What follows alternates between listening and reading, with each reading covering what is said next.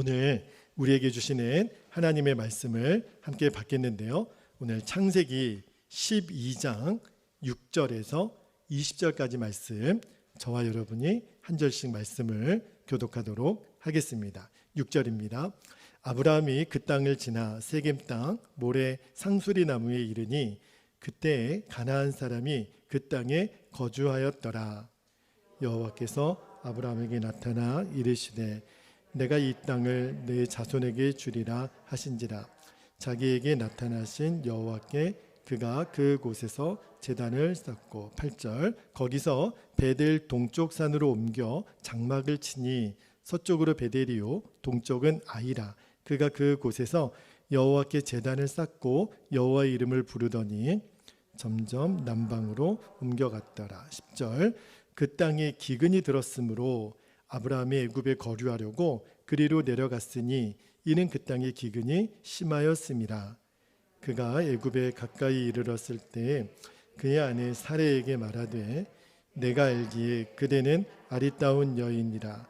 애굽 사람이 그대를 볼 때에 이르기를 이는 그의 아내라 하여 나는 죽이고 그대는 살리리니 원하건대 그대는 나의 누이라 하라.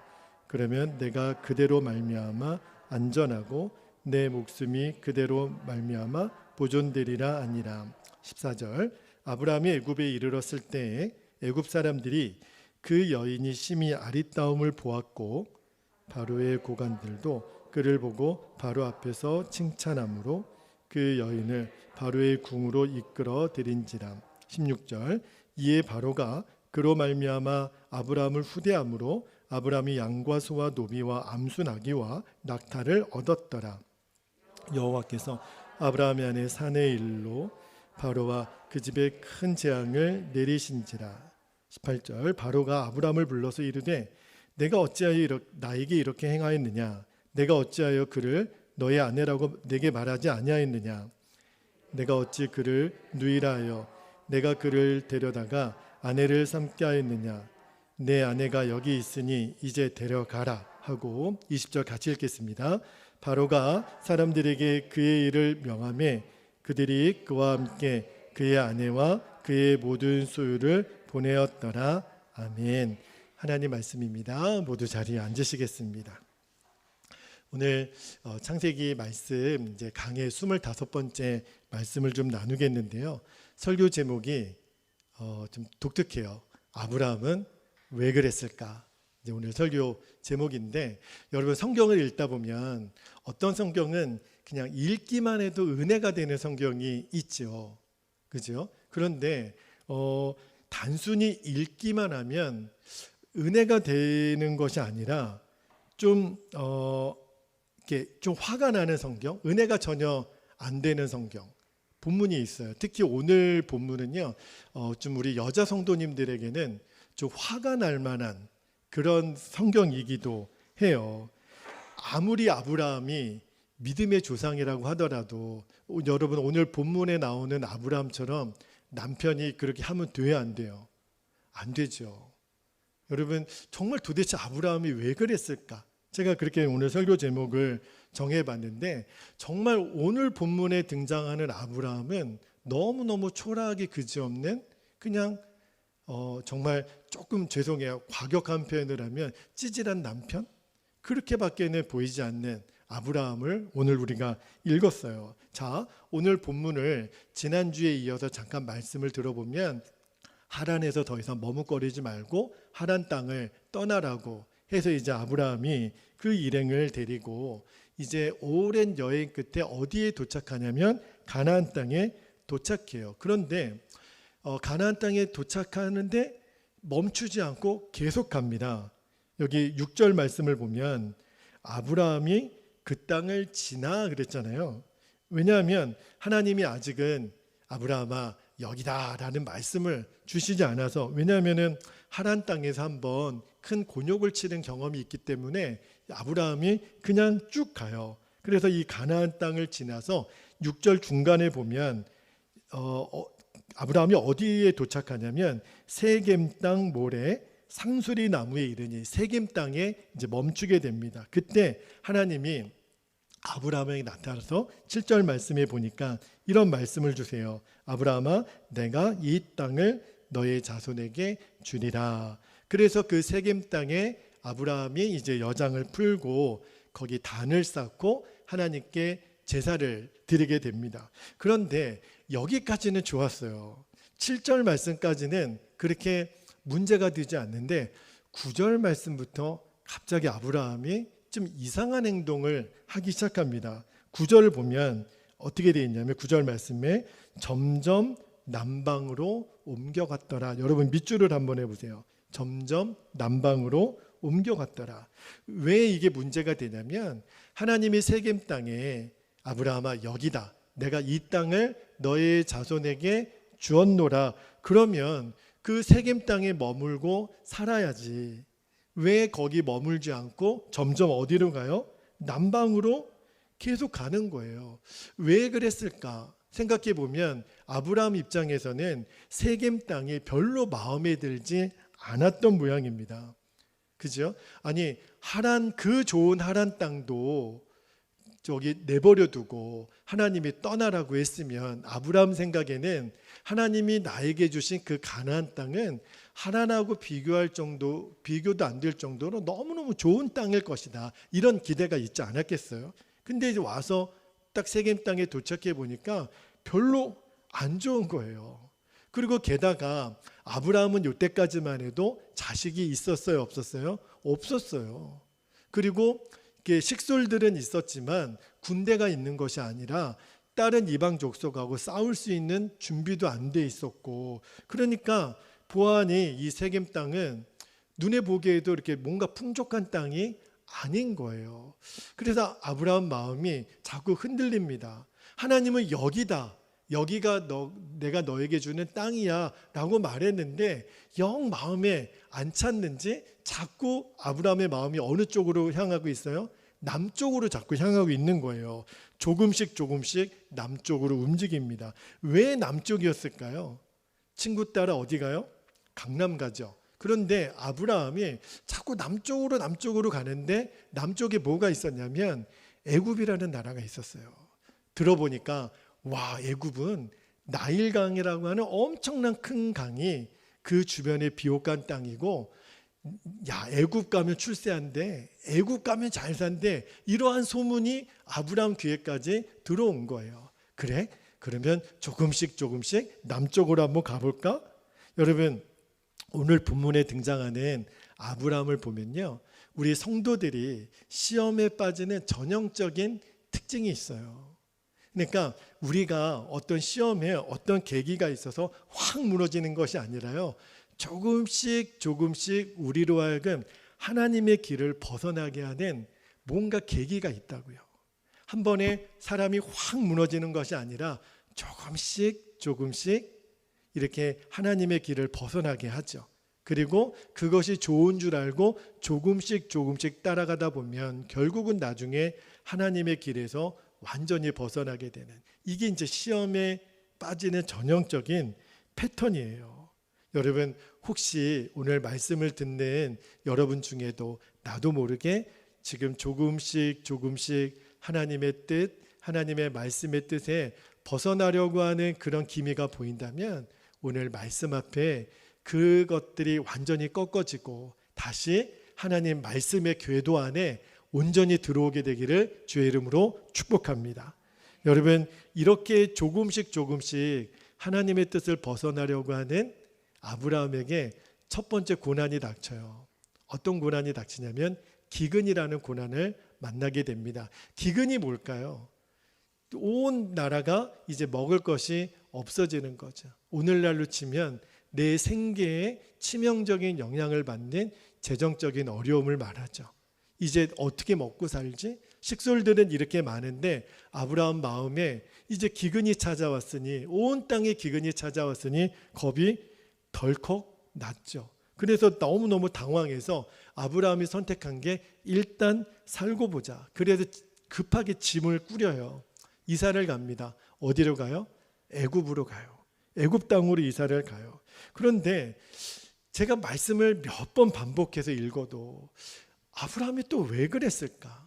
왜냐하면 아브라함은요, 가나안 땅까지 올 때까지 하나님의 인도함을 받고 왔잖아요. 제가 2주 전에 그런 말씀을 드렸죠. 아브라함하고 롯하고 다른 게 뭐예요?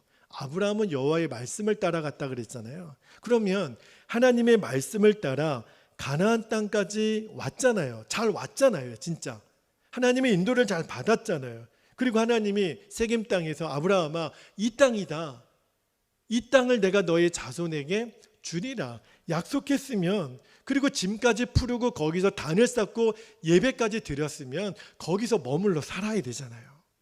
애굽으로 왜 가냔 말이에요.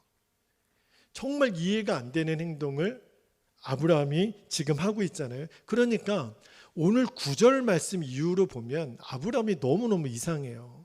그리고 9절 말씀 이후에는 어디에도 아브라함이 하나님께 물었다는 이야기가 나오지 않아요. 하나님, 머물까요? 떠날까요? 묻지 않고 자기 마음대로 어디로 가요?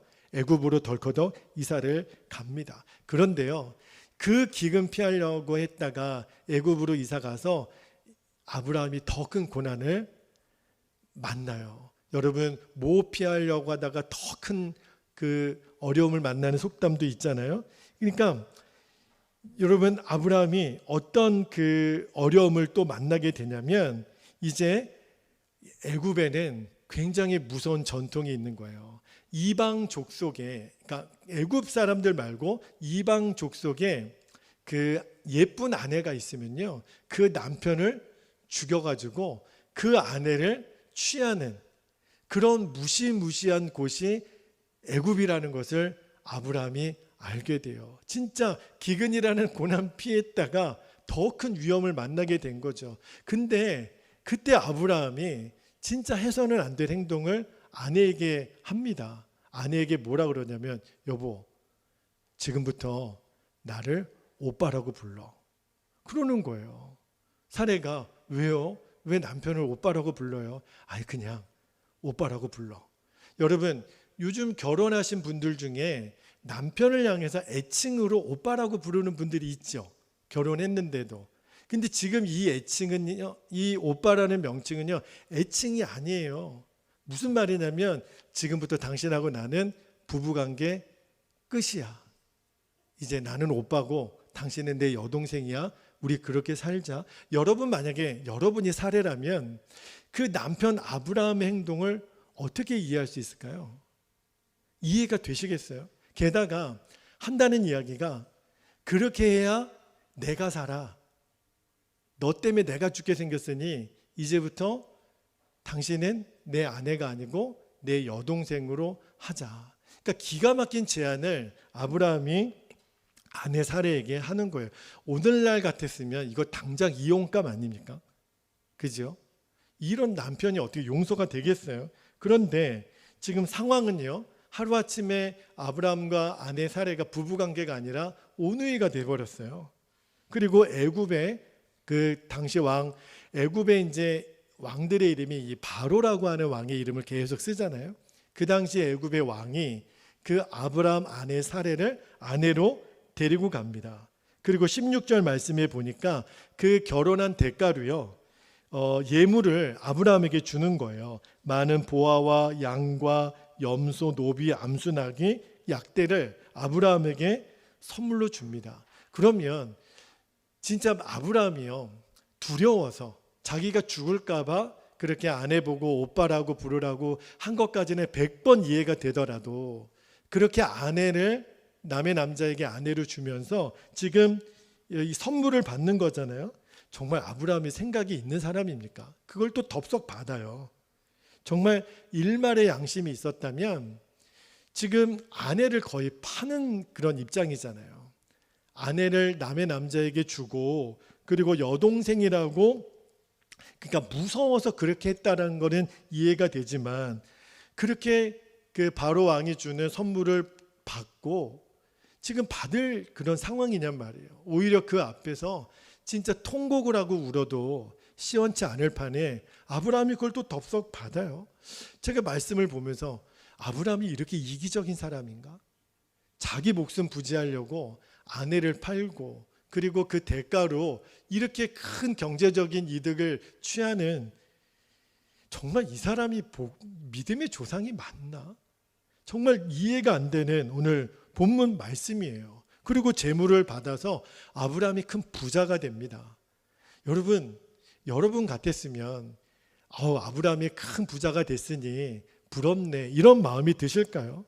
아마 겉으로 보면요, 이런 내막을 모르면 아브라함이 애굽으로 이사 갔더니 큰 부자가 됐네, 성공했나 봐, 이런 이야기를 들었을지 모르겠지만, 여러분, 그런 상황이 어떤 상황이냐면 믿음 없이 인간적인 수단으로 사는 사람들 중에도 성공한 것처럼 보이는 사람이 있다니까요. 그런데 이렇게 성공한 것처럼 보이는 아브라함에게 여러분 같으면 박수를 보낼 수 있겠습니까? 와, 아브라함 진짜 잘했네, 성공했네, 저 사람 애굽으로 이사 갔더니 수지 맞았네. 그럴 리가 없죠. 일말의 양심이 있었다면, 여러분, 설령 너무 무서워서 아내를 그렇게 바로 왕에게 보냈다 하더라도 그렇게 후사품을 받은 그날 잠이 오겠습니까? 진짜 보통 건강한 정신을 가진 사람이면 땅을 치며 통곡할 일이죠. 그리고 아브라함이 어떤 사람이에요? 너는 복이 되는 사람이라, 복의 근원이 될 사람이라, 너를 만나는 모든 사람들이 다 복을 받게 될 거라, 그런 약속의 말씀을 받은 사람이 아브라함이잖아요. 그런데 모든 사람은 고사하고 자기 아내를 팔아가지고 재산이나 늘린 사람이 되고 말았으니 도대체 이 상황을 어떻게 이해할 수 있을까? 어떻게 설명할 수 있을까? 여러분, 오늘 제가 설교 제목에 아브라함은 왜 그랬을까? 왜 그랬을까요? 아브라함이 어쩌다가 이 지경까지 되고 말았을까요? 여러분, 첫 번째 이유는요, 아브라함이 복의 자리를 떠났기 때문에 그래요. 여러분, 모든 자리가 다 하나님의 복이 있는 자리가 아니에요.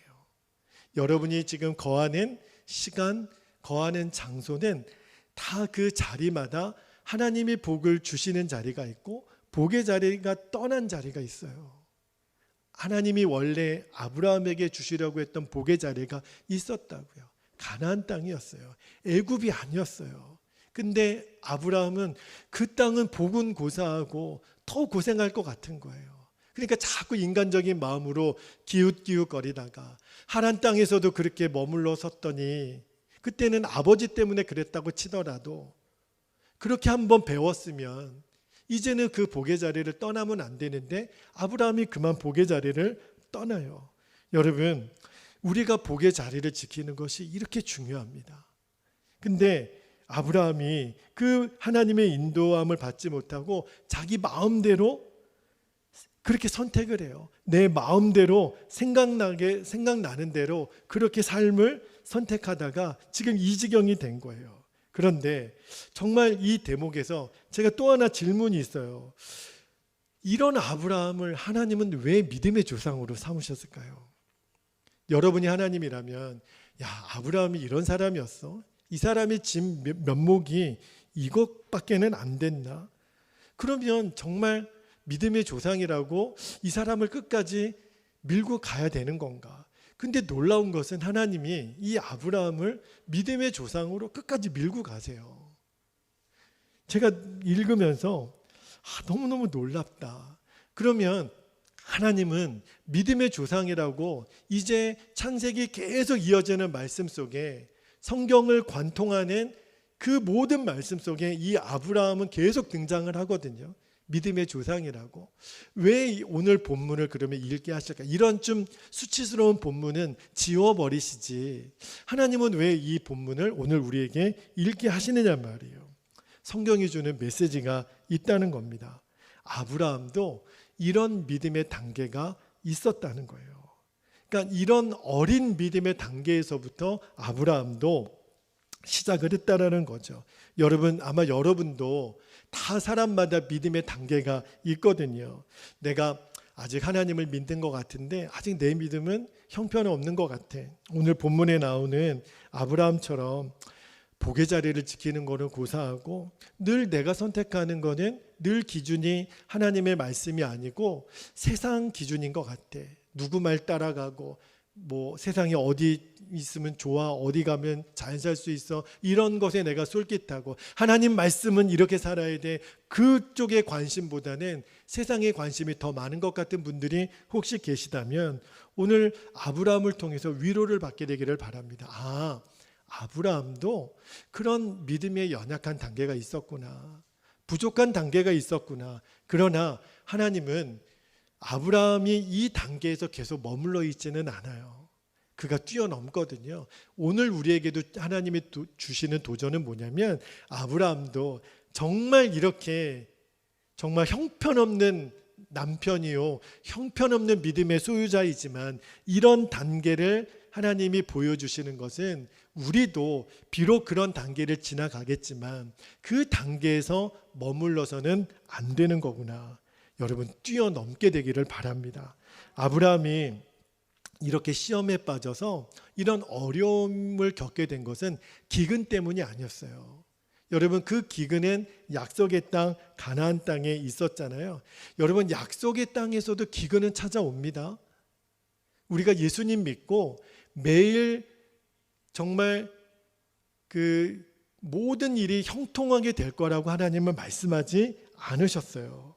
근데 아브라함이 왜 약속의 땅에 머물면서도 이렇게 흔들렸을까요? 기근 때문에 흔들린 게 아니라 하나님께서 약속의 땅으로 주신 이 가나안 땅에 대한 확신이 흔들린 거예요. 이곳이 내 땅이야. 이곳이 하나님이 나에게 주신 그 나의 후손들이 복을 받을 땅이야. 이 확신이 분명했다면 기근이 오더라도 어려움이 오더라도 그 땅을 떠나지 않았죠. 그런데 그만 그 확신, 하나님이 나를 정말 복의 길로 인도하실까? 말씀대로 살면 나의 마지막 종착역은 하나님이 기가 막힌 젖과 꿀이 흐르는 땅으로 나를 인도하실까? 맞아, 나는 흔들리지 않을 거야. 여기에 대한 분명한 확신이 있는 사람은 흔들리지 않아요. 끝까지 그 땅이, 그 축복의 땅에 머물게 됩니다. 그런데 이 약속의 땅이라고 불리는 이 가나안 땅에 기근이 찾아오니까 아브라함이 흔들리는 거예요. 어떤 말이냐면, 예수 믿어도 소용없네. 교회 다니면 잘 된다 그랬는데 왜 이렇게 안 되지? 왜 힘든 일은 더 있는 것 같지? 이런 고민들, 이러한 질문들이 우리 성도들에게도 있다라는 것을 제가 알게 됐어요. 여전히 내 마음에 하나님을 믿으면 잘 돼야 되잖아. 자녀들도 잘 되고 나도 건강하고 기쁨이 있고 평안하고 이래야 되는데 이런저런 어려움은 왜 오는 거지? 예전에는 전도할 때 많은 분들이 그렇게 전도들을 하셨어요. 예수 믿으면 복 받아요. 예수 믿고 복 받으세요. 그래서 예수님 믿으면 복 받는구나. 그래서 교회 오신 분들도 굉장히 많으세요. 그죠? 그래가지고 교회 딱 왔는데 복은 고사하고 일은 더 어려워지고 상황은 더 힘들어지고. 여러분, 약속의 땅에도 기근은 온다라는 것을 알아야 돼요. 그런데 하나님의 계획은 그 약속의 땅에 기근이 왔을 때 흔들리지 않는 거예요. 그래도 이 땅이 축복의 자리야. 나는 이 자리를 떠나지 않을 거야. 왜냐하면 하나님이 약속하셨어. 하나님이 나를 그렇게 불러주셨어. 여러분, 이 믿음만 지키고 있으면 우리는 반드시 하나님의 영광을 보게 돼요. 약속의 땅에 기근이 올 때에도 흔들리지 않는 믿음을 갖게 되기를 축복합니다. 여러분, 내가 예수님 안에서 하나님의 말씀을 따라 사는 것이 진짜 복을 받는 계획이라고 하는 이 확신이 있으면요, 그때요 길이 보여요. 내가 어떻게 살아야 될지, 어디로 가야 될지. 여러분, 많은 사람들이 목사님 길이 보이지 않아요. 나 무엇을 해야 될지 모르겠어요. 무슨 직업을 선택해야 될지도 모르겠고요. 어디로 이사 가야 될지도 모르겠고, 목사님 저 아무것도 모르겠어요. 그런데 여러분, 모르는 게 아니라 안 보이는 것뿐이에요. 어떻게 하면 보일까요? 하나님, 내가 하나님의 약속의 땅에 머물러 있게 해주세요. 하나님 축복의 땅에 머물러 있게 해주세요. 그리고 제가 하나님 말씀에 따라 살아가는 이 확신 위에 흔들리지 않게 해주세요. 그렇게 여러분이 기도하잖아요. 길이 보여요. 놀랍게 길이 보여요. 어떻게 살아야 되는지. 저도 제 인생에 어디로 가야 될지 몰라 깜깜해서 한 발자국도 못 움직일 때가 있었어요. 한 발자국만 잘못 디디면 죽을 것 같더라고요. 저 천길 낭떠러지에 떨어질 것 같은 두려움에 뭘 해야 될지, 어떻게 먹고 살아야 될지 너무너무 모든 시간이 두려웠던 시간이 있었거든요. 여러분 믿어지지 않겠지만 그런 고통의 시간이 있었어요. 그런데 그때 제가 붙들 수 있는 것은 내가 무슨 일을 해야 될지, 어디로 가야 될지, 누구에게 도움을 받아야 될지가 아니었어요. 주님, 저는 하나님의 약속하신 그 축복의 자리에 머물러 있겠습니다. 그러다가 데려가시면 데려가세요. 저가 쓸모없다고 생각하시면 하나님 그냥 불러가세요. 정말 그 결단을 가지고 하나님 앞에 섰더니 그때 하나님이 길을 열어주시더라고요. 길이 보이기 시작하더라고요. 힘이 들어도 그 길로 가면 살 길이 열려요. 여러분, 이 확신이 나를 복의 길로 인도하는 거예요. 오늘 본문 말씀만 보면 아브라함이 참 우리에게 실망스러운 모습으로 다가오지만 오늘 우리가 이 본문 말씀을 통해서 또 하나 붙들어야 될 분명한 진리는 이런 형편없는 믿음을 가진 아브라함에게도 하나님이 은혜를 주셨다는 거예요.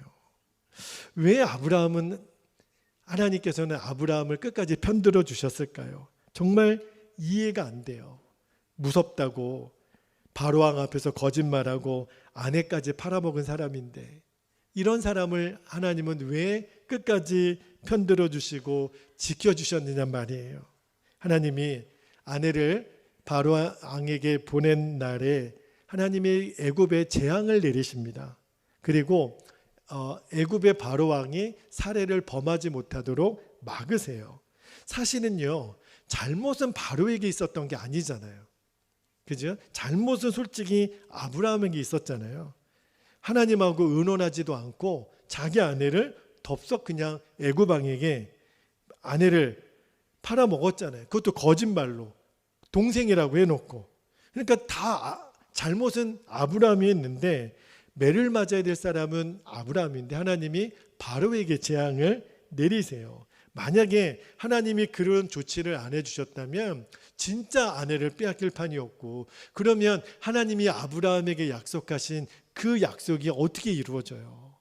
하나님은 아브라함하고 사례를 통해서 자손을 번성하시게 하겠다고 약속하셨잖아요. 근데 아내를 빼앗겨 버리면 그러면 어떻게 하나님의 계획이 이루어져요? 하나님이 그날 밤에 바로에게 재앙을 내리십니다. 그래서 사례를 범하지 못하게 만들어요. 그러니까 나중에 바로가 이 사실을 알고 나서 깜짝 놀라서 아브라함을 찾아가서 따지는 겁니다. 19절 말씀을 볼게요. 19절 말씀 보면 바로가 엄청 아브라함에게 화를 내면서 이렇게 얘기를 해요. 19절에 내가 어찌 그를 누이라하여 내가 그를 데려다가 아내를 삼게 하였느냐. 내 아내가 여기 있으니 이제 데려가라. 우여곡절 끝에 천신만고 끝에 아브라함이 아내의 사례를 되찾습니다. 그리고 이미 받은 그 모든 재물을 가지고 다시 이제 어디로 가냐면 약속의 땅 가나안 땅으로 가게 돼요. 여러분, 사례가 하루 만에 돌아오기는 했지만 아브라함이 사례 얼굴을 쳐다볼 수 있었을까요? 아마 한동안은 아내 얼굴을 쳐다보지도 못했을 거예요. 사례도 얼마나 기가 막힙니까? 아마 한동안은 두 사람이 아무 말도 못하고 그 가나안 땅으로 갔겠죠. 저는 그런데도 하나님이 끝까지 아브라함 편들어 주시고 또 아브라함 감싸 주시고 이런 하나님을 여러분 어떻게 이해가 되세요? 말씀을 묵상하다가 하나님은 왜 그렇게 하셨을까? 근데 깨달아지는 것이 하나님이 아브라함에게 이런 연단을 주시는 이유가 있겠다고 싶어요. 아브라함이 배우는 거예요. 우리도 처음부터 그렇게 믿음의 조상이 되는 이렇게 엄청난 믿음의 단계로 하루아침에 올라가는 것이 아니라 이런 작은 연단들을 또 통과하고 또 통과하면서 하나님이 그 사람에게 향하신 하나님의 뜻을 알게 하시도록 하나님이 지금 아브라함에게 주신 연단이었구나. 왜냐하면 아브라함은 처음 하나님으로부터 부름받은 다음에 연단다운 연단을 아직까지 겪어본 적이 없었어요. 그냥 하나님 말씀, 본토 친척 아비집을 떠나 내가 너에게 지시할 땅으로 가라. 그래서 떠나기는 했지만 아직 제대로 된 어려움을 아브라함이 겪어본 적이 없어요. 근데 이 사건을 통해서 아브라함이 뭘 하나 배웠을까요?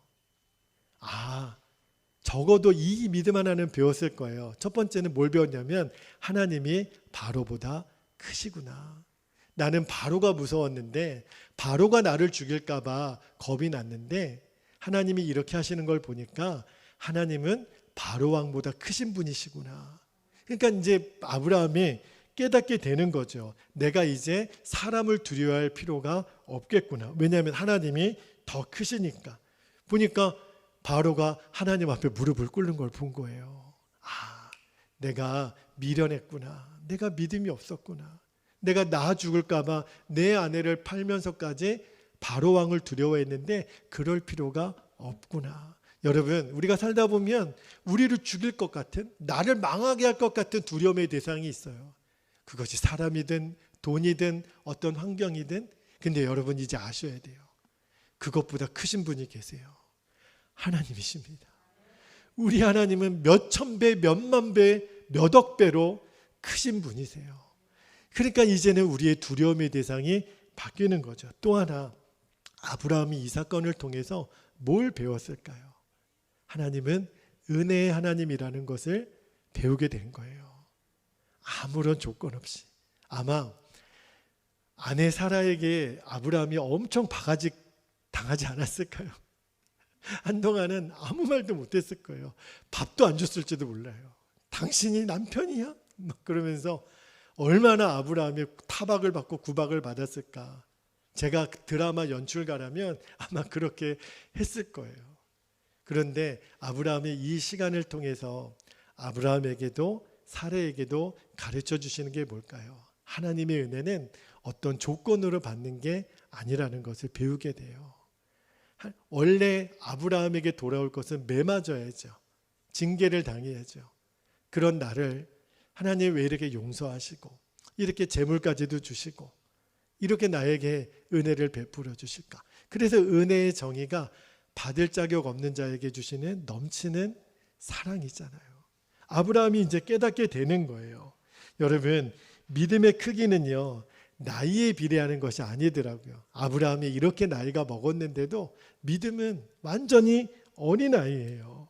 그래서 하나님이 아브라함에게 이렇게 말씀하시는 것 같아요. 아브라함아, 네가 이렇게 75세가 되었는데도 아직 믿음은 어린아이구나. 그러나 배워야 돼.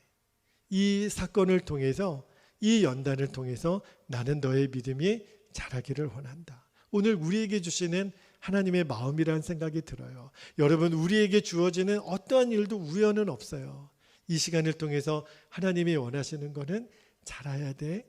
믿음이 더 자라야 돼. 지난주보다 이번 주보다 다음 주가 너의 믿음이 더 자라기를 원해. 이게 하나님의 마음이에요. 여러분, 하나님이 바로왕보다 크시다라고 하는 걸 깨닫는 것도 큰 일이죠. 그런데 더 중요한 것은 아브라함이 그때 깨닫는 거예요. 와, 하나님의 은혜는 끝이 없구나. 하나님의 은혜는 아무런 조건이 없구나. 그 눈을 뜨게 된 거예요.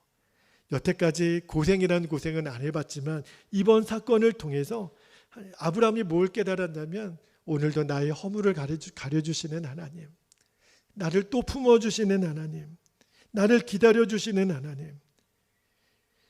여러분, 아브라함도 사람인데 이 아내를 바로왕에게 넘겼다가 다시 찾게 되는 날 얼마나 수치스러웠겠어요. 얼마나 아내에게 미안했겠어요. 얼마나 창피했겠어요. 그런데 그런 자신을 또 편들어 주시는 하나님을 통해서 아브라함이 배우게 됐던 거예요. 하나님은 내 죄를 그대로 갚지 않으시고 내 허물을 덮어주시고 끝까지 긍휼히 여겨주시는 은혜의 하나님이시는구나.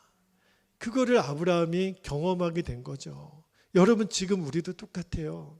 지난 한 주간을 저도 돌이켜보면 말씀을 준비하다가 너무너무 부끄럽고 창피하고 우리 성도님들에게도 너무 죄송했던 일들, 너무 제 스스로 부끄러웠던 일들, 가족들에게도 너무 미안했던 일들이 정말 이렇게 스쳐 지나가더라고요. 어제도 말씀을 다 준비하고 원고를 주님 앞에 내려놓고 주님 이 설교를 내일도 합니다. 그런데 제가 이렇게 부족하네요. 이렇게 연약하네요. 근데 주님이 그러세요. 아들아, 내가 너의 허물을 또 덮는다. 너의 죄를 용서한다. 너는 그래도 내 아들이고 너는 그래도 내 딸이야. 그 음성 듣고 오늘 여러분에게 이 말씀을 전해요. 이 은혜 베풀어 주심을 잊으면 안 돼요. 여러분 아프리카 그 부족 중에 바벤바라고 하는 부족이 있어요. 그런데 전 세계에서 그 바벤바라고 하는 부족이 범죄율이 가장 낮은 나라가, 저는요 저 유럽이나 저 미국이나 이런 큰 지성인의 도시가 오히려 범죄율이 떨어질 줄 알았는데 전 세계에서 가장 범죄율이 낮은 그 부족이 바벤바라고 하는 부족인데, 어떻게 그 부족은 그렇게 교육 수준도 떨어지는 부족인데 그렇게 범죄율이 낮을까? 그 이유가요, 그 부족은 이 죄를 지은 사람들을 대하는 특별한 제도가 있어요.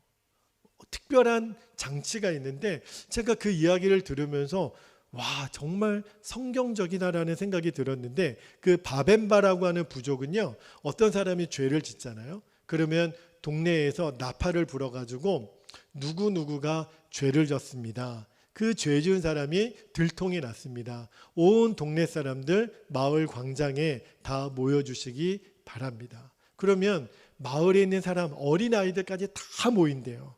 누가 무슨 죄를 졌대. 그러면 제 생각에는 죄 지은 사람 청문회 하려고 그를 아주 그냥 혼내주려고 사람들이 이렇게 모이나 보다. 그래가지고 어린아이들까지 다 모여서 죄 지은 사람을 가운데 세운답니다.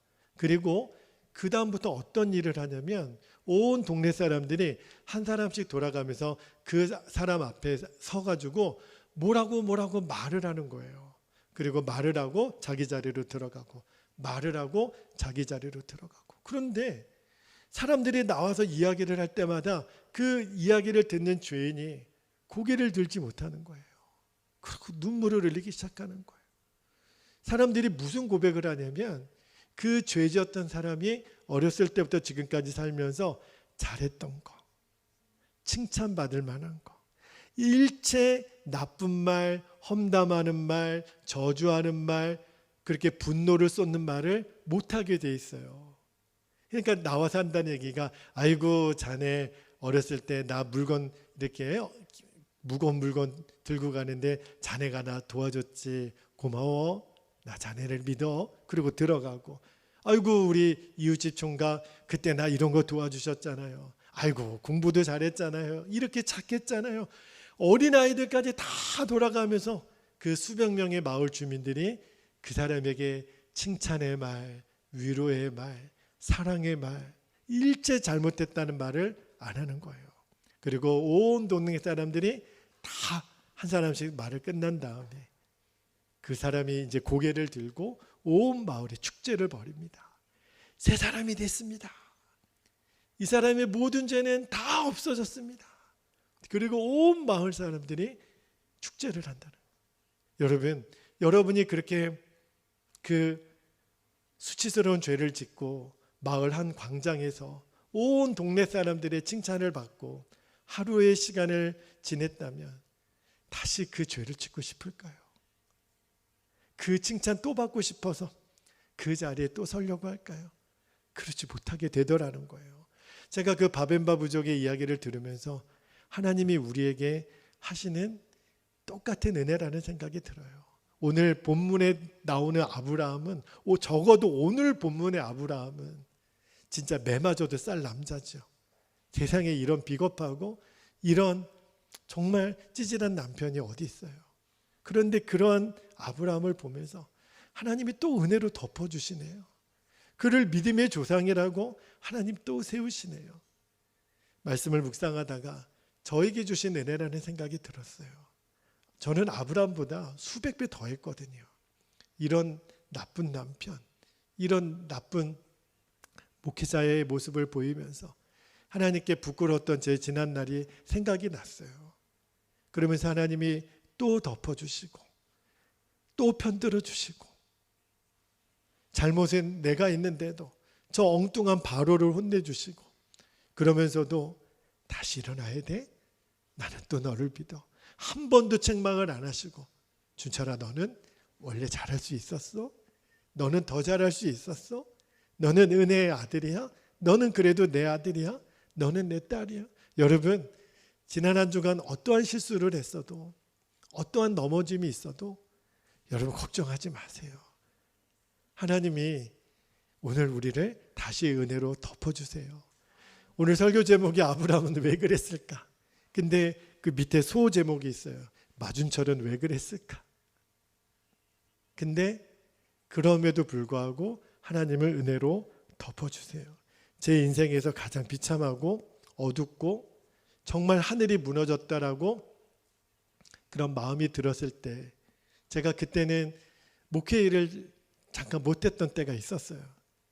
근데 그때 아침에 시작하면 제가 제일 먼저 했던 일이 뭐냐면 로마서 8장 말씀을 계속 읽고 또 읽고 암송하면서 하루를 시작했어요.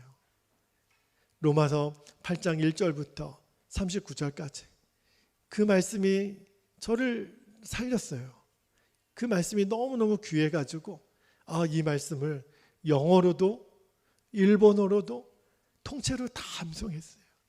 매일매일 하루를 시작하며 로마서 8장을 암송했고, 밤에 잠들기 전에 또 말씀을 암송하고, 우리 가족들에게도 읽어주고, 아빠가 이렇게 암송한 거 또 읽어주고, 그렇게 그 말씀 때문에 제가 그 고통의 시간을 견뎌냈던 시간이 있었는데, 여러분과 그 말씀 중에 맨 마지막 말씀 로마서 8장 38절 39절을 함께 읽고 우리가 기도하기를 원하는데요. 자, 로마서 8장 38절 39절 우리가 함께 읽도록 하겠습니다. 38절 시작. 내가 확신하노니 사망이나 생명이나 천사들이나 권세자들이나 현재일이나 장래일이나 능력이나 39절 높음이나 깊음이나 다른 어떤 피조물이라도 우리를 우리 주 그리스도 예수 안에 있는 하나님의 사랑에서 끊을 수 없으리라. 아멘. 여러분 정말 아멘입니다. 그 어떤 것도 하나님과 우리 사이에 그 사랑에서 끊을 수 있는 것은 없어요. 여러분 이 약속의 말씀을 붙잡으시기 바랍니다. 이 확신이 있어야 돼요.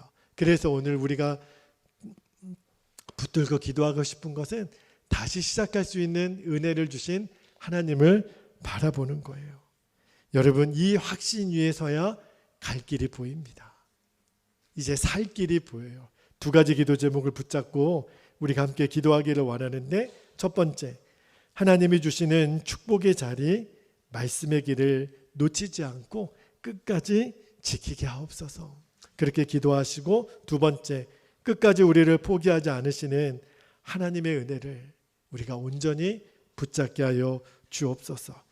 하나님의 은혜는 지금도 우리에게 동일하게 부어지고 있습니다. 우리 허락하신 기도의 제목을 붙잡고 우리 주님의 이름을 간절히 부르신 후에 통성으로 기도합니다. 주여, 하나님 아버지 은혜와 사랑을 감사합니다. 그렇습니다. 주님,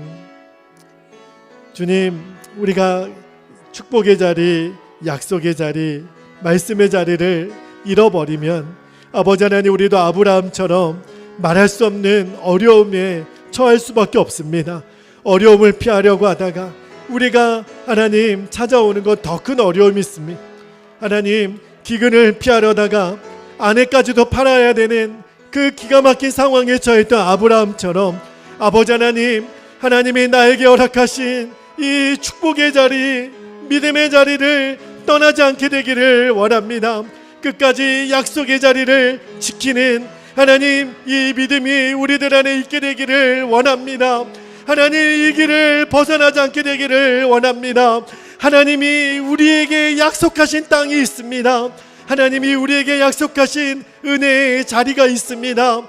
아버지 하나님, 세상이 좋아 보여도, 아무리 사람이 나를 유혹하고 하나님 아무리 나를 꾀더라도 아버지 하나님, 우리가 이 약속의 땅을 벗어나지 않게 되기를 원합니다. 이 은혜의 자리를 우리가 끝까지 지키게 되기를 아버지 하나님 원합니다. 그러나 그러함에도 불구하고 우리를 포기하지 아니하시는 하나님, 아브라함을 포기하지 아니하시고 은혜로 덮어주셨던 하나님, 오늘도 우리를 은혜로 덮어주시는 아버지, 그 아버지를 우리가 붙잡게 되기를 원합니다. 하나님, 이 땅의 그 어떤 것도 하나님과 우리 사이를 끊을 수 없는, 하나님의 사랑에서 끊을 수 없는 그 십자가에서 완성해 놓으신 하나님의 은혜로 인하여 오늘도 우리가 고개를 들고 살아갑니다. 오늘도 이 은혜를 붙잡고 살아갑니다. 다시 살 수 있는 길을 주셔서 감사합니다. 다시 하나님 이 은혜를 붙잡게 하여 주시니 감사합니다. 하나님, 실패의 자리에서 우리가 일어나게 되기를 원합니다. 넘어졌던 자리에서 또 일어나게 되기를 원합니다. 다시 시작하는 은혜를 주신 하나님, 이제 그 아브라함을 통해서 하나님의 계획을 이루어 가시는 그 은혜의 하나님, 오늘 우리를 통하여도 하나님의 그 계획을 계속해서 이루어 가시기를 원합니다. 오 하나님 감사합니다. 아버지 감사합니다. 하나님 감사합니다. 하나님, 지난 한 주간도 우리의 삶을 돌아보면 사람은 모른다 하더라도 하나님 다 보시고 하나님 다 주목하셨을 텐데, 오늘도 우리 안에 말할 수 없는 부끄러움과 수치와 실패와 낭망이 있었지만, 하나님 정말 도대체 아브라함은 왜 그랬을까? 이해가 안 되는 모습을 우리가 읽었지만, 그러함에도 불구하고 아브라함을 포기하지 아니하시고 끝까지 그의 편을 들어주시고 은혜로 덮어주시는 그 하나님의 놀라운 섭리를 우리가 또한 읽게 되었습니다. 하나님, 아브라함에게 행하신 일이 동일하게 우리에게 주어지시는 하나님의 은혜임을 깨닫습니다. 우리가 이제는 실패했던 자리, 넘어졌던 자리에서 온전히 일어나게 되기를 원합니다. 나도 모르게 나 스스로를 포기하고 나 스스로 낭망하고 하나님 사람을 판단하고 어쩔 수 없다라고 그렇게 변명하려고 했던 우리들의 모든 이기적인 마음에서 완전히 이제는 내려놓고 오늘 다시 시작할 수 있는 은혜를 주시옵소서. 하나님의 은혜를 붙들고 다시 일어서는 은혜를 주시옵소서. 하나님은 실패자 아브라함을 믿음의 조상으로 세우셨던 분입니다. 아버지 하나님, 어떠한 실수, 어떠한 잘못, 어떠한 죄가 우리들 과거에 있었다 하더라도 오늘 그것을 묻지 아니하시는 아버지가 오늘 나를 은혜의 자리로 초청해 주셨습니다. 이제는 하나님 약속의 말씀의 자리에서 우리가 벗어나지 않겠습니다. 이 길에서 떠나지 않겠습니다. 그래서 마침내 하나님의 뜻이 이루어지는, 하나님의 영광이 드러나는 삶으로 우리를 인도하여 주시옵소서. 그렇게 일하실 주님을 기대합니다. 아버지 하나님, 오늘도 그 은혜에 감사해서 하나님 앞에 온 마음을 다하여 주님 앞에 예물을 구별하여 올려드립니다. 주여 받으소서. 우리의 마음을 드립니다. 하나님, 우리의 정성을 드립니다. 그리고 드려진 예물 위에 복을 주옵소서. 그리고 이 예물이 쓰이는 곳에 하나님 나라의 영광이 드러나게 하여 주옵소서. 오늘 주의 성전에서 또 온라인으로 예배하는 우리 모든 믿음의 가족들을 축복하여 주옵소서. 하나님, 이번 한 주간도 늘 주님과 동행하며 승리하는 삶을 살게 하여 주옵소서. 성도들이 가는 걸음마다 우리 하나님 그 길을 친히 인도하시고 물된 동산 같게 하시고 시온의 대로와 같게 하여 주옵소서. 질병의 위험과 안전사고의 위험으로부터 사랑하는 성도들을 지켜주시옵소서. 하나님, 어디에 가더라도 복의 통로로 쓰임받게 하여 주옵소서. 열방에 하나님의 나라가 속히 임하게 하여 주옵소서. 전쟁이 속히 멈춰지게 하여 주옵소서. 온 세계가 예수 그리스도의 평화로 하나가 되게 하여 주옵소서. 이 민족의 통일을 앞당겨 주시고 남과 북이 온전히 복음으로 하나 되는 은혜를 주옵소서. 아버지 하나님, 이 민족의 모든 정치 지도자들에게도 하나님을 경외하는 마음을 주시고 하나님 백성들을 두려워하는 마음을 주셔서 하나님이 주시는 말씀의 원칙으로 이 나라를 섬기는 지도자들이 되게 하여 주옵소서. 한국교회 안에 놀라운 주의 부흥과 그리스도의 계절이 다시 오게 하여 주옵소서. 하나님을 경외하는 영적 대각성이 한국 교회들마다 일어나게 하여 주옵소서. 익산 땅에 주의 부흥이 임하게 하여 주옵소서. 그 중심에 우리 베델교회가 복음의 통로로, 부흥의 통로로 쓰임받게 하여 주옵소서. 사랑하는 성도들이 그 은혜의 도구로 쓰임받게 하여 주시옵소서. 그 일을 이루실 주님을 찬양하며 살아계신 예수님의 이름으로 간절히 기도하옵나이다. 아멘, 아멘. 사랑하는 성도 여러분, 우리 자리에서 다 함께 일어나셔서 우리 결단 찬양을 드리도록 하겠습니다.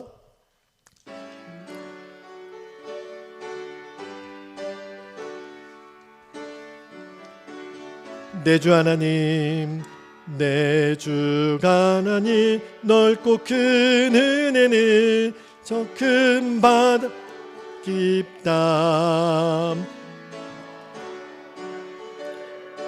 깊은 데로 저 한가운데 가보라.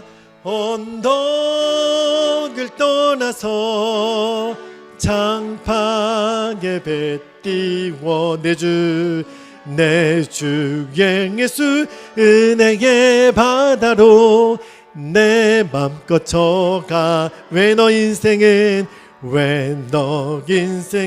언제나 거기서 저 큰 바다 물결 보고 그 밑 모르는 깊은 바다 속을 한번 행하려 안 보나. 언덕을 떠나서 장파에 배 띄워 내 주 예수 은혜의 바다로 내 맘껏 저가. 많은 사람이 얕은 물강에서 저 큰 바다 가려다가 찰싹거리는 작은 파도 보고 곧 막을 약하여 못 가네. 언덕을 떠나서 장파에 배 띄워 내 주 예수 은혜의 바다로 내 맘껏 자 곧 가거라. 이제 곧 가거라. 저 큰 은혜 바다 향해 자 곧 내노를 저 깊은 데게로 가라. 망망한 바다로 언덕을 떠나서 장파에 배 띄워 내 주 예수 은혜의 바다로 내 맘껏 저가라. 아멘.